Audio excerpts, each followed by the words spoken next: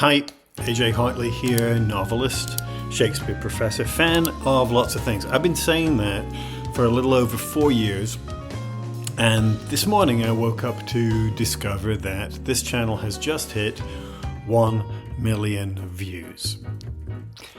Which is pretty cool, you know? I mean, yes, a lot of channels will get 1 million views in a few videos, maybe even in just one video, whereas it has taken me literally hundreds of videos probably and 4 years to get it. But this is a small channel. It's very niche. It's very esoteric. It does a lot of stuff that most people are not particularly interested in. So I call 1 million views a win. I wish each of those views had also been a book purchase, because then I'd be a considerably wealthier person. But you know, that's okay. So I thought I would look back a little. This is not a sort of end of year wrap. I'll do that in a week or two. But since we just hit this milestone, and you know, it's one I didn't think I would get to. There have been a number of times, I'm sure some of you are aware, when I had considered folding the channel, that I thought, you know, it wasn't really worth doing. I was putting a lot of time into it, and I wasn't getting a lot of viewership.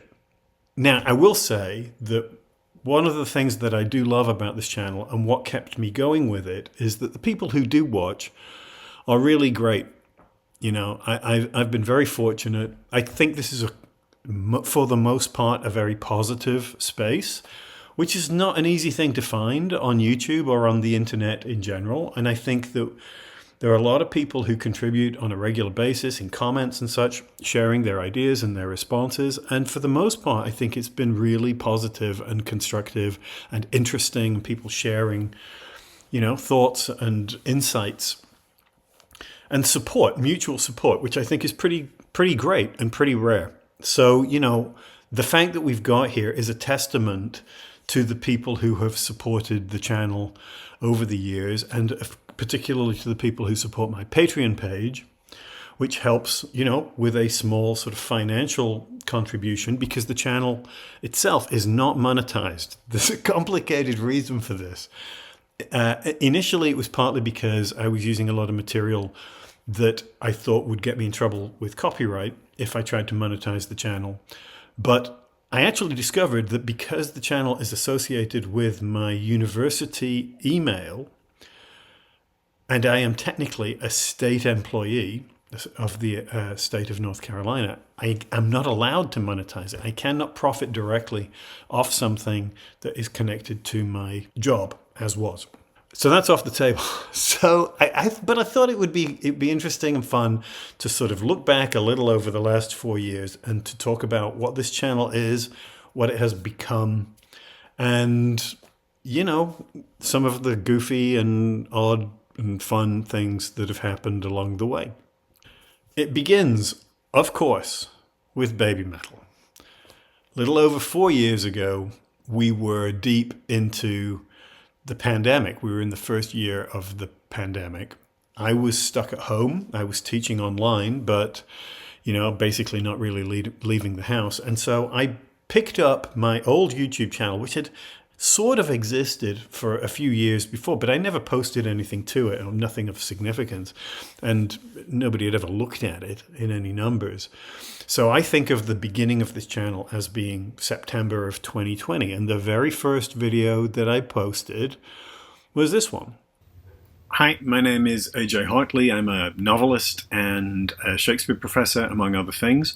I'm also a fan of lots of stuff, and one of the things I'm a fan of, which gives me a certain amount of grief, is a Japanese band called Baby Metal, which you may know and you may not, but I thought I would post a few videos talking about why I think they're awesome.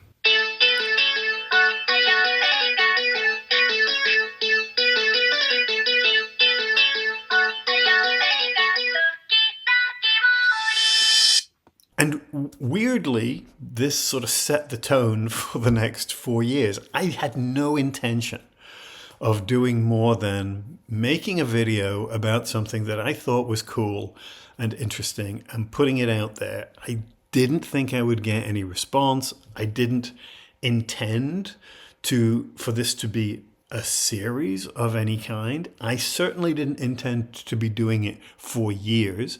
I certainly didn't intend to be doing a detailed discussion of every single baby metal song ever recorded. Hi, AJ Hartley here, novelist, Shakespeare professor, baby metal fan. And hey, AJ Hartley here, novelist, Shakespeare professor, baby metal fan. That's all you got?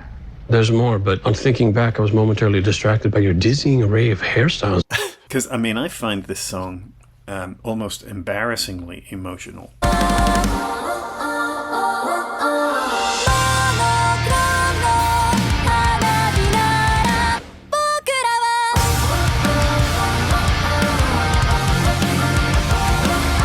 Hi, AJ Hartley here, novelist, Shakespeare professor, baby metal fan, and the stars have aligned. I've referred to Shakespeare before when I'm talking about baby metal and other Japanese music, but this song does something that baby metal have never done before. It quotes Shakespeare directly. I've been training for this my whole life.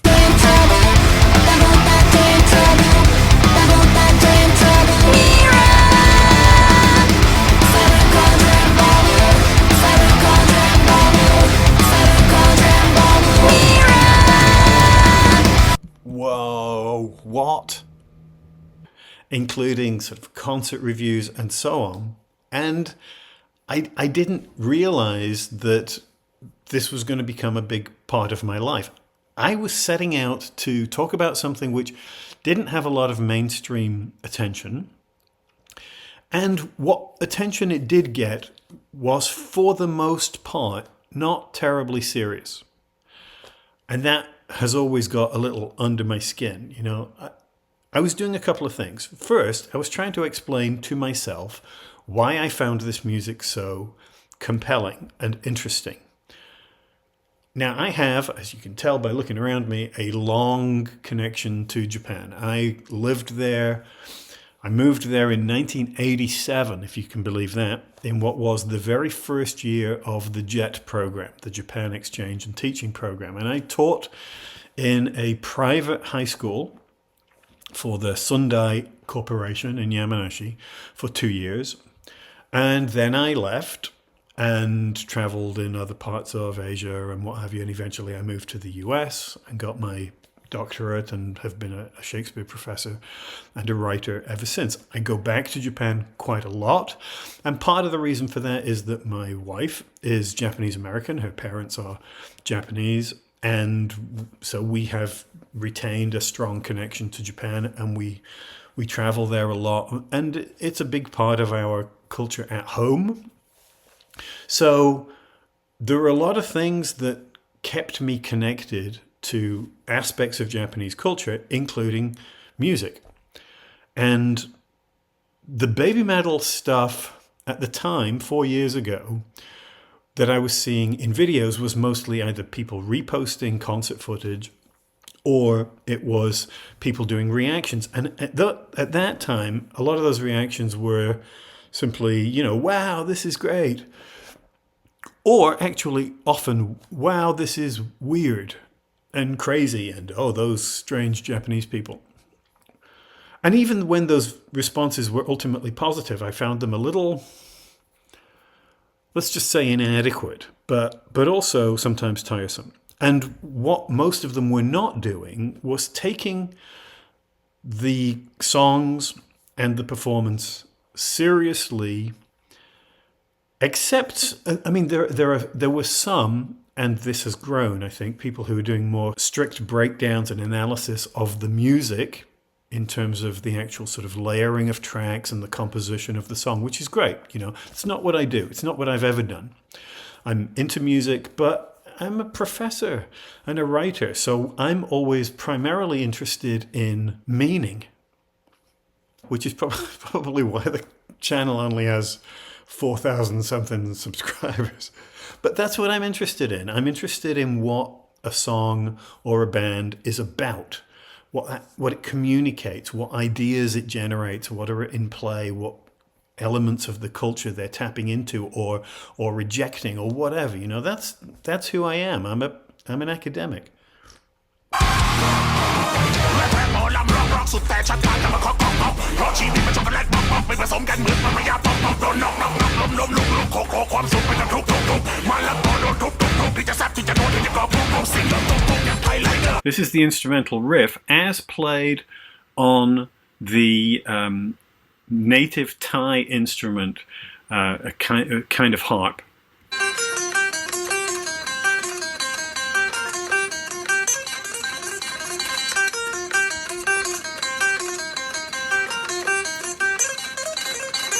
That kind of discussion was not happening very much. There was a guy, Dwayne Metal, who I'm sure some of you know, a Japanese guy who was doing discussions of some of the early baby metal songs strictly in terms of Japanese language and understanding Japanese language, which were great.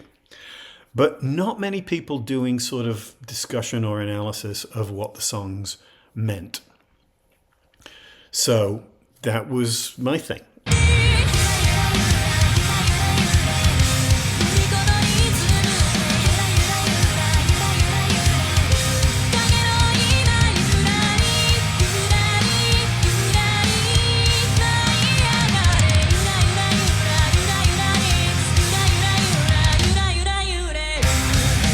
I was talking to the now infamous Japanese mother-in-law, and she was saying that, you know, the hira hira hira is often applied to the falling of petals of like the sakura, cherry blossom, or other things, you know, the way that they sort of float down. So it's interesting because I think we got a number of images of instability and transience, the heat haze, the mayfly. I'll say more about this later, but the thing that's famous about the mayfly, which is why it shows up so much in Japanese art and poetry, is that they don't live very long. So I've made, I don't know, 50 baby metal videos.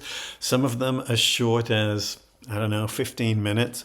Some ridiculously long. Like I think the longest is like an hour and a half on one song, which is bananas. You know, it's crazy.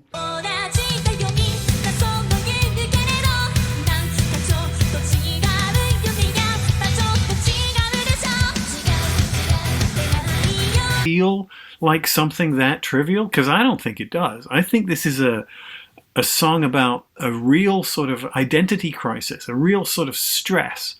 Yeah? But at the end here, she's saying, it's okay. But this is what I like. I like the way that good art generates ideas. And that's what I'm all about. So I have tapped into, I've talked about a lot of different baby metal songs.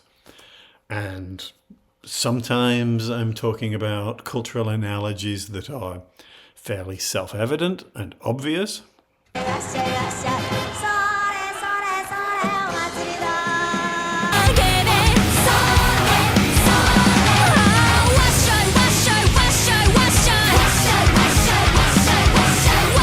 Sometimes I'm talking about things that are less obvious and maybe a little bit crazy.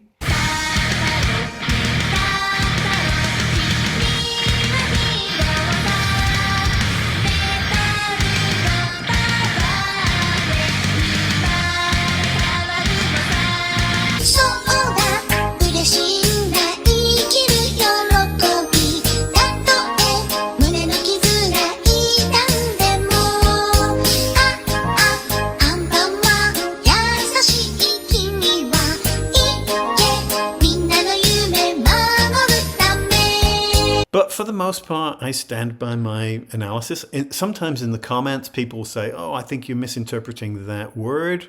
My Japanese language is patchy.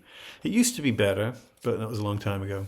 And even though I have been polishing it more recently, it's, you know, I have benefited a lot from particularly Japanese fans who have occasionally made suggestions about interpretations of certain ideas or cultural elements or points of Japanese language. I should say that one of the weird things about this channel is that when I set it up, I thought I was talking to mostly Americans about a Japanese band who I thought were fascinating.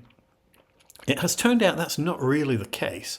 At least half of my audience is in Japan, which is fascinating to me, you know. And people often say, I've had Japanese commentators often say that they find it interesting because they like to hear what somebody from outside Japan is thinking about things within Japan, which makes sense, you know. And I've been fortunate enough to meet some of those fans in Japan at the Fox God Bar and so on. You know, it's great stuff. But yeah, a lot of what I was doing was simply talking about those different songs. I also did discussions about concerts. I did occasional special things like when we got people to contribute video contributions of their own, saying thank you to the band because some of what we were seeing on the internet was getting us through the pandemic when we were all stuck at home and people were depressed and lonely and such. The music helped. Ika no video wa watashi tachi no kansha no kimochi desu. So there were things like that. In the time that I've been making these videos, I've seen Baby Metal live twice, and I've talked about that. I've also interviewed people who have seen them in other venues. Let's explore music from other cultures. Let's add an Indian element. Let's add a Thai element. Let's add, right, and sort of deliberately and see where that takes us. And somewhat remarkably, it doesn't stop the song from sounding like Baby Metal. Right. I appreciate that they are consistent in their performance even when they change theme. And one of the other things that I did a lot was when I found that there was elements of a song that I didn't feel entirely comfortable doing by myself, I brought in other people who were experts in some element of the culture or language or whatever, who were able to contribute and talk about the things that they knew about that I didn't.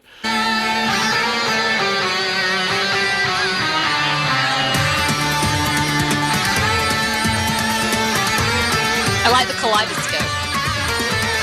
I have no idea if it's Indian or not, though I do, of course, I remember my parents like showing me my first kaleidoscope. My mother loved it. She said she always wanted one as a kid and never got one, so she got one for me. So those two things are mixed up for me. Was it Indian or was it psychedelic? But with the whole, is that an electric sitar? I don't even know that's playing at the beginning. I'm thinking George Harrison. Right. Yeah. Right. So that's one of the questions, right? Is this a pastiche? Is it a representation of a Western notion of a certain version of India, or is it more genuinely, organically Indian? That's a tough one, Andrew. How can you have anything genuine in Right. pop, right? In pop culture, it's all enmeshed and abstracted. As you're saying kaleidoscope, Sujata, I was also thinking in my head, but I was also thinking of mandala. Oh, you're right. Yes. Rangoli as well. All those patterns that are symmetrical. Yes. Right.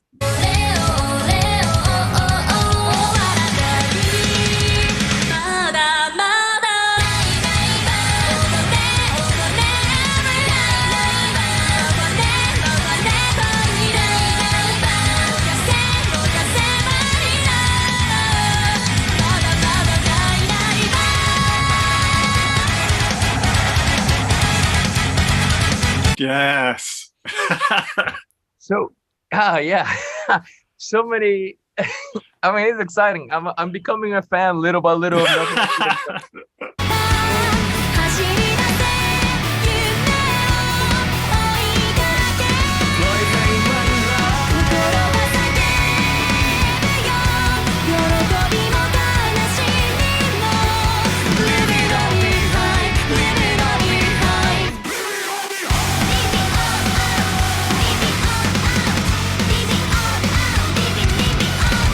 This is something that may be underappreciated, especially by some Western fans of Baby Metal, perhaps, which is the meta meaning of what this kind of song or collaboration can mean for a smaller country, or to be frank, underappreciated peoples or cultures, you know, as a lot of us here in Asia or Southeast Asia.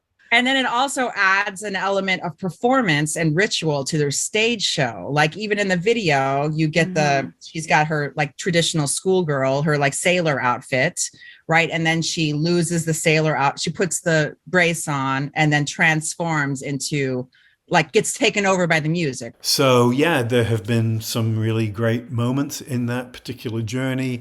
We've had a new album, we've had new songs since I started making these videos, and I have continued to talk my way through all of them. You may be wishing that I would shut up, but it's who I am.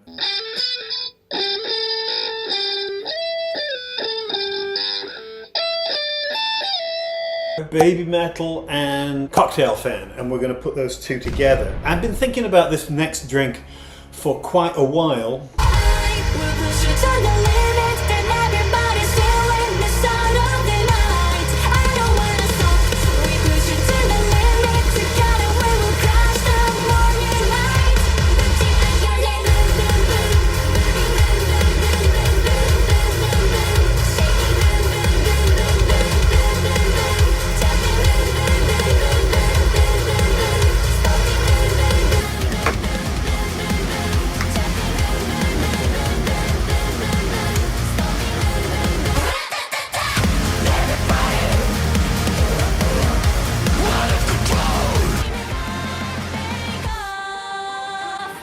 Along the way, of course, because again of who I am, the channel has sort of fragmented and started doing a lot of other things. One of the other things that it has done is started tapping into other Japanese bands like Glim Spanky.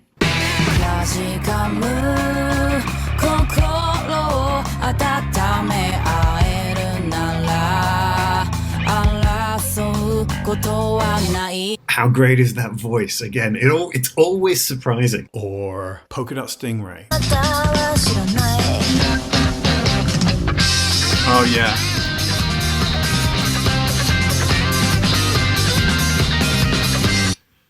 Oh yeah, this is promising. And they are very much a traditional rock guitar-driven band. They will sometimes bring in a brass section or keyboards, but they're clearly built around a guitar, bass, drums kind of structure.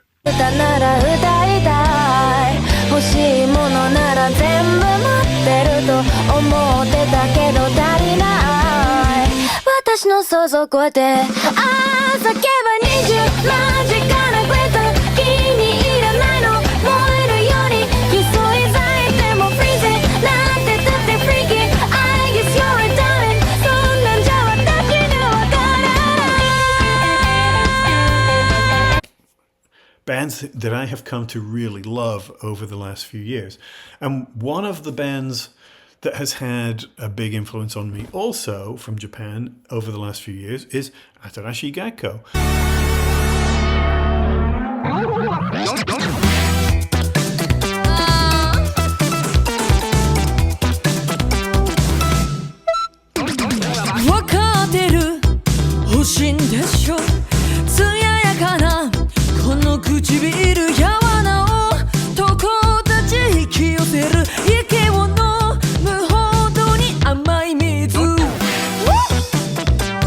And I started talking about them almost 4 years ago, just under 4 years ago. And I was actually, I think, one of the first people in the West to offer any kind of real commentary on who these guys were and what they were doing. And I caught them before they blew up. I was listening to the first two albums and talking about them just as they were sort of signing with 88 Rising, when they were moving to, when they first released songs like Otonna Buru, which was the subject of my first video on them. I'm not going to talk to you about baby metal today. I thought I would take a little break and talk about something else. I'm going to talk about a song by a band called Atarashii Gakko no Leader. They're still sort of emerging, and I hope you like it. And this song is called Otonna Blue. Enjoy. Otonna Blue.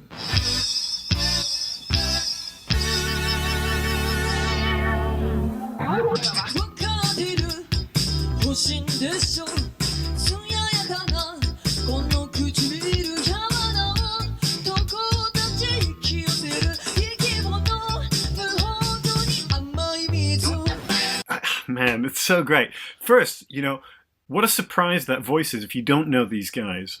That the look and the playfulness of the song, including the school uniforms, of course, makes you expect something a little different, and that voice comes in, and it's got a sort of a depth and power and strength to it that I think is a pleasant surprise. Since then, of course, I have also seen them a couple of times live.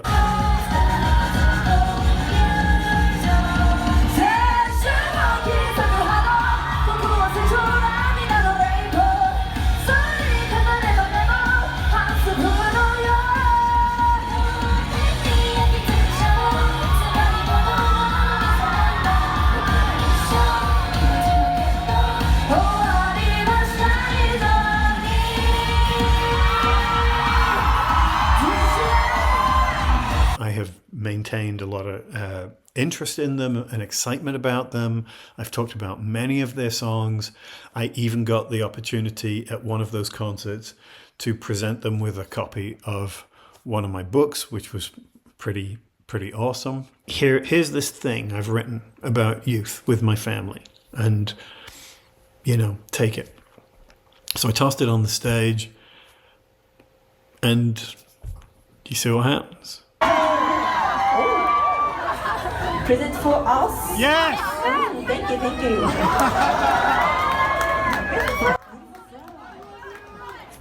you. Will they read it?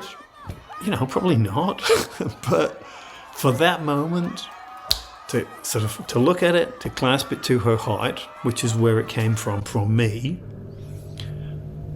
that means the world to me, I'd love to have them read it, to look at it, and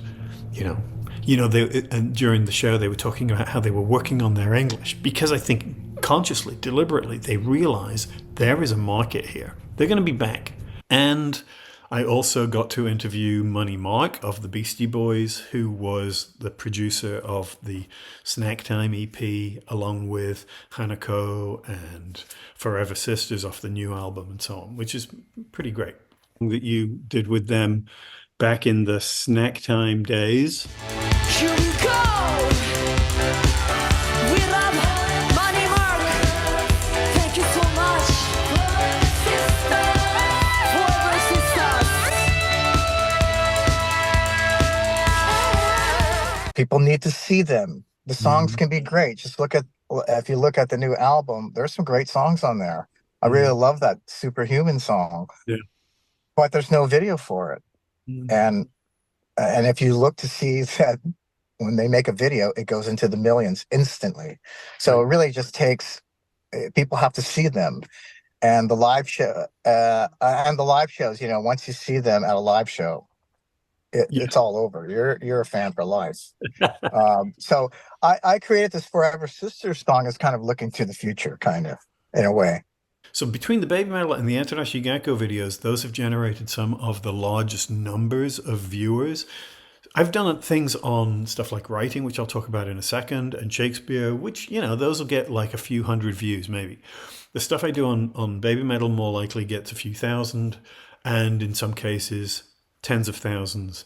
And one of the other things that I do is I have talked to Tom DeLonge of Blink-182 and Angels and Airwaves, who has been my writing partner on Secret Machines and other books for the last 10 years. And I've interviewed him a couple of times and done stuff on their concerts and so on, including when he's given me a couple of shout outs and things like that, which is always pretty cool. To have a career in the arts, you got to be fearless. Like, I remember with Blink, I felt lucky. Being good is a subjective thing. It's like, we like their music, we don't like their music. So you can't really hold on to this idea that you're good, because to me, there's always so many people that probably hate you for no reason at all. So it's like, you can't sit there and kind of go, but I'm so good at what I do because I sold some records. We all see like the one giant song come, and then we never hear that band again, or a giant movie and never see that actor again. So I was very hyper aware that we have to continuously try to progress as an artist. But I do want to take a minute and say that the person that wrote this book called Secret Machines is from Charlotte, and he's here tonight, AJ Hartley. I gotta talk to your dad later on. Guess what I was right about? What? UFOs, motherfucker. This is for you, Andrew.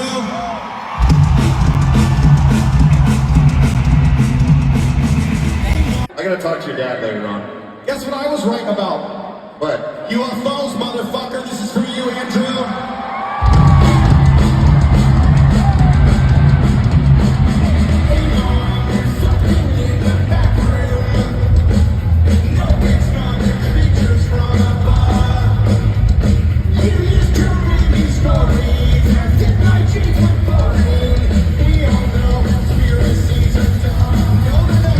In that moment, you feel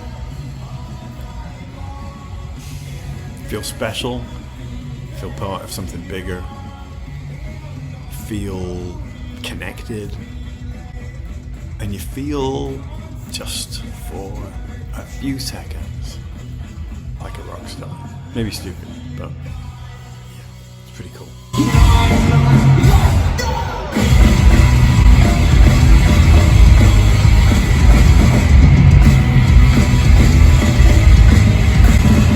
So those videos also get tens of thousands of views, but the channel has gone in other directions because, as I say, I'm interested in a lot of things, and the through line in all these videos is basically me.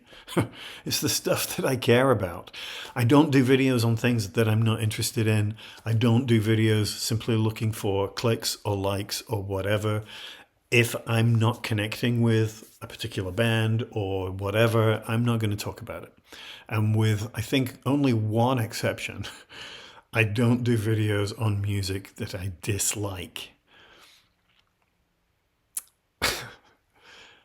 I'll leave you to figure that one out. From time to time, I've even dabbled in little cover versions of my own, for which I apologize.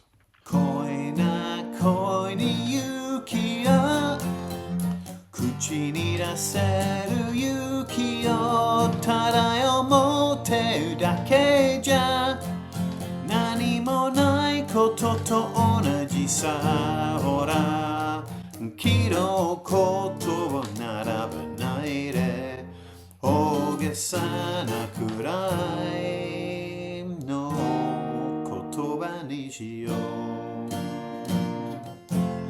知りたいな海か山か丘か教えて面か古かデニムか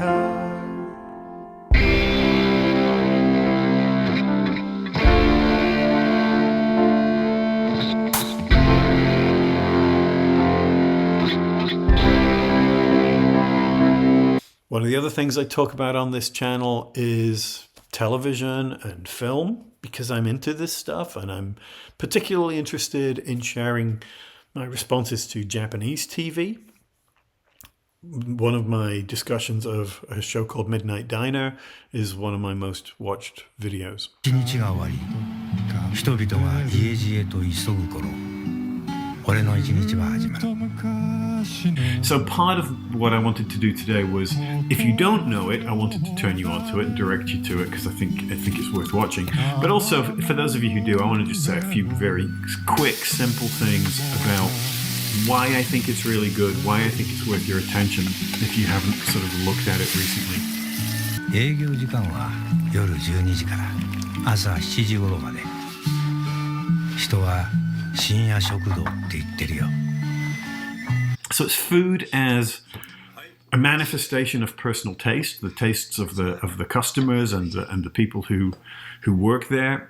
It's food as discovery. It's food as the sharing of experience. But most importantly, especially, I think it's food as memory, where the food provides a link to the past, a sort of way of anchoring us in a present which often feels disconnecting and disconnected, right? Especially in a modern city, especially in a huge, sprawling city like Tokyo. So the show is a comedy. has sort of dramatic elements to it, but it's small, it's quiet, and it centers on characters who are metal detectorists, people who use metal detectors as a hobby to go out and hunt in fields where they get permissions, looking for ancient stuff. Of course, mostly what they find is modern junk, ring pulls, bits of old cans. What you got?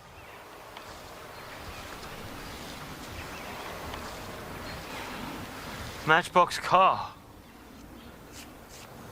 Chevrolet Corvette.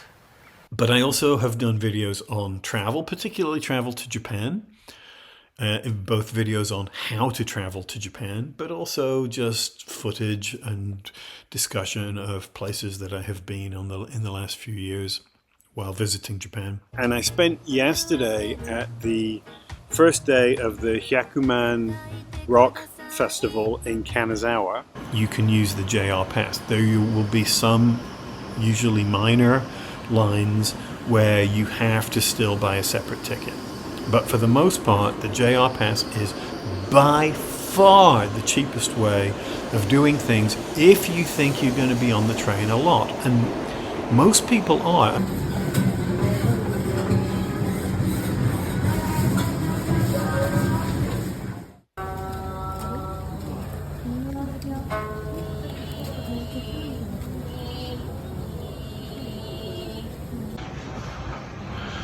On the top of Mount Inari, there are dozens, maybe hundreds of individual fox shrines, kitsune shrines. They are everywhere, so many.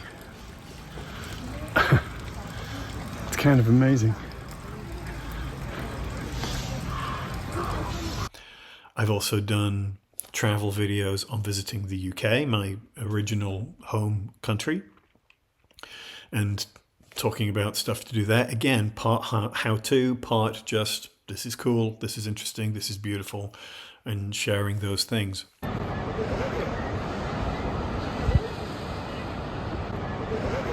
So we're at Whitby Abbey, which apart from being interesting as a medieval ruin, is also associated with Dracula. But we couldn't come at night, so we're here in the day, which keeps the vampires away. It's the churchyard where Lucy Westenra was bitten by Dracula, as witnessed by Mina Harker in this churchyard. And Whitby Abbey behind me, which would have been a lot scarier in the 19th century because there was no ice cream van. Yeah. I was a student here.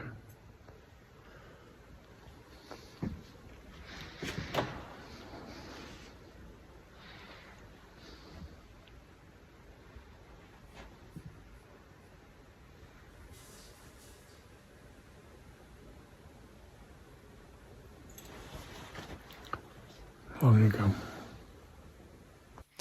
I've done videos both on Shakespeare and discussion with other academics. You know, Shakespeare was very reliant on an earlier play called King Lear, but spelt L-E-I-R, what we often call King Lear the Unpronounceable, because you can't say it in any way that distinguishes it from Shakespeare's. If you leave that aside, you might wonder why we don't get a reveal scene where Viola puts her clothes back on. Totally not what happens in As You Like It. In As You Like It, Rosalind gets to come back as Rosalind again. I've talked about working with actors, which is something that I've done for a long time as a Shakespeare professor. Don't be afraid of the verse. And I've also done things on writing and publishing. I am, as I say, a novelist. This is my other area of official expertise rather than fandom. I've published 27 novels. And so sometimes I talk about the writing process. I field questions submitted by viewers and so on. If I don't outline things in advance, those diving into the story will often lead me in weird directions and I will lose track of where I am. And that speaks to Savannah's question about writer's block. And lately I've been also talking about the different approaches to publishing. And it was literally because one person who was an influencer put it out there and it got millions of views and they became a bestseller overnight. And it was the publishers are just, huh?